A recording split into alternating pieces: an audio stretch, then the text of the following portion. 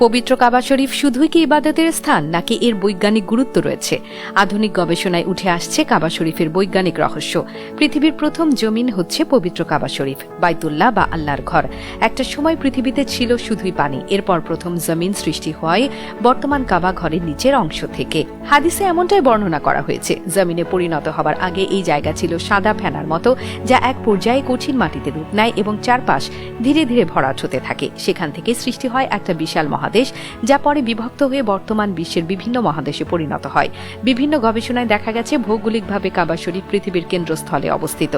Doctor Hossain Kamal Uddin Ahmad তার PhD গবেষণায় তুলে ধরেছেন, কাবা শরীফকে পৃথিবীর মেরুদণ্ড ও মধ্যস্থল হিসেবে চিহ্নিত করা যায়। সৌদি আরবের উম্মুল কুরা বিশ্ববিদ্যালয়ের গবেষক ডক্টর খালিদের গবেষণায়ও উঠে এসেছে কাবা শরীফের অবস্থান গোল্ডেন রেশিও বা সোনালী অনুপাতের পয়েন্টে, যা গণিতের এক বিস্ময়কর আবিষ্কার।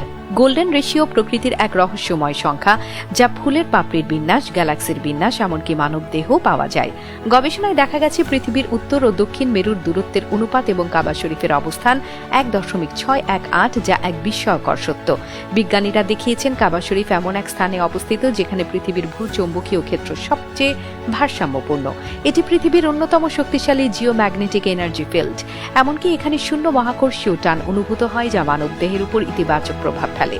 ইসলামে হজের সময় কাবা শরীফের চারপাশে 7 বার তাওয়াফ করা হয়, যা বাম দিক থেকে ঘোরার নিয়মে সম্পন্ন হয়। গবেষকরা বলছেন, মহাবিশ্বের সকল গ্রহ, নক্ষত্র ও গ্যালাক্সি বাম দিকে আবর্তিত হয়।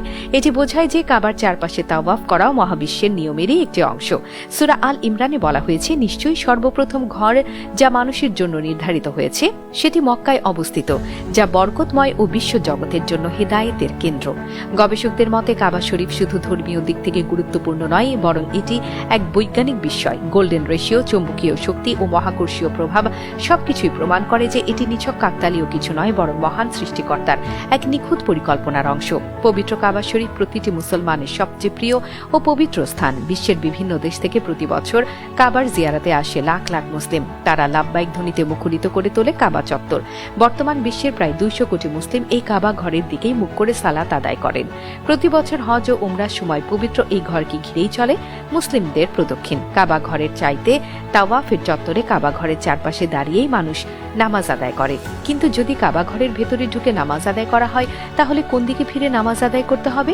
এই কৌতূহল কিংবা প্রশ্ন অনেকেরই।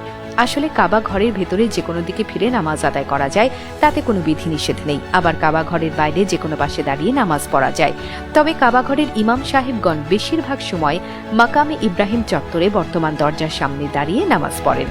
কাবা শরীফকে ঘিরে যে গোটা হারাম শরীফ এলাকা, সেটিও মুসলিমদের কাছে নিরাপত্তা ও শান্তির প্রতীক হিসেবে বিবেচিত। এখানে শিকার করা, গাছ কাটা, এমনকি কোনো প্রাণীকে কষ্ট দেওয়াও নিষিদ্ধ। মূলত মানুষ ও প্রকৃতির জন্য এই জায়গাকে সম্পূর্ণ নিরাপদ করা হয়েছে। তাই অনেকেই বলেন এটি কেবল একটি স্থাপনা নয়, বরং সৃষ্টিকর্তার প্রতি আত্মসমর্পণের প্রতীক, যেখানে এসে মানুষ নিজের ভেতরের অহংকার, কষ্ট ও পাপ মোচনের চেষ্টা করে। হজের মৌসুমে সারা বিশ্ব থেকে কোটি মানুষের সমাগম ঘটে এই ঘরকে ঘিরে। ভাষা, বর্ণ, রাষ্ট্র, সামাজিক পরিচয় সব বিভেদ সেখানে গিয়ে মিলিয়ে যায় একাকার। সবাই এক সারিতে দাঁড়ায়, একই দিকে মুখ করে সিজদায় লুটিয়ে পড়ে, যেন পৃথিবীর কেন্দ্রবিন্দুতে দাঁড়িয়ে মানুষ এক স্রষ্টার দাসত্বে নিজেদের একাকার করে দেয়। আর তাই কাবা শরীফকে ঘিরে যত গবেষণা হোক না কেন, যত বৈজ্ঞানিক তথ্যই সামনে আসুক, মুসলমানদের কাছে এর সবচেয়ে বড় পরিচয় একটাই, এটি আল্লাহর ঘর। এখানে পৌঁছানো মানে জীবনের এক অমূল্য স্বপ্ন পূরণ।